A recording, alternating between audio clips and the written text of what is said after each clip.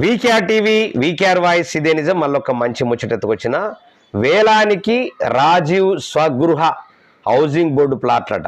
ఏదో దారుణం అండి. చూడండి, రాజీవ్ స్వగృహ హౌసింగ్ బోర్డు ప్లాట్లను ఖాళీ స్థలాలు విక్రయించనున్నట్లు హౌసింగ్ బోర్డు కమిషనర్ గౌతమ్ ఒక ప్రకటనలో తెలిపారు. రంగారెడ్డి, మహబూబ్ నగర్, ఖమ్మం జిల్లాల్లోని ఓపెన్ ప్లాట్లు, పూర్తయిన అపార్ట్మెంట్ ప్లాట్లు, వివాద రహిత భూములను బహిరంగ వేలం వేయనున్నారు. దీనికి సంబంధించి ఈ నెల 20న పూర్తి నోటిఫికేషన్ విడుదల చేస్తామన్నారు. ఈ ఆదాయంతో సాధారణ ప్రజలకు అందుబాటులో ఉండేలా హౌసింగ్ పథకాలను చేపడతామని చెప్పినట్లు తెలుస్తూ ఉంది.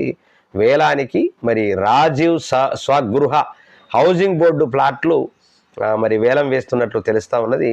అసలు ఏం చేస్తున్నారో ప్రభుత్వము, ఏది ఏమవుతున్నదో, ఎక్కడ ఏమవుతున్నదో అనేటటువంటిది ఒక కన్ఫ్యూజన్లో మరి ప్రజలు ఆల్రెడీ ఏది అమ్ముతున్నారో, ఏది కొంటున్నారో, ఏ డబ్బుల్ని దేనికి వాడుతున్నారో, ఏ డబ్బుల్ని దేనికి ఉపయోగిస్తున్నారో అర్థం కానేటటువంటి పరిస్థితి ఇలా మనకు రాష్ట్రంలో ఏ నాయకుడు వచ్చినా అదే పరిస్థితి కొనసాగడం దురదృష్టకరం. వాస్తవానికి ఇలా తెలంగాణ తెచ్చుకొని ఇలా మనం కన్ఫ్యూజన్కు దారితీసే విధంగా చేస్తున్నటువంటి పనులలో మనము కన్ఫ్యూజ్ అవుతూ పోయేటటువంటి పరిస్థితి, ఎవరికి ఏం అర్థం కాని పరిస్థితి ఇలా దాపురించింది తెలంగాణ రాష్ట్రంలో.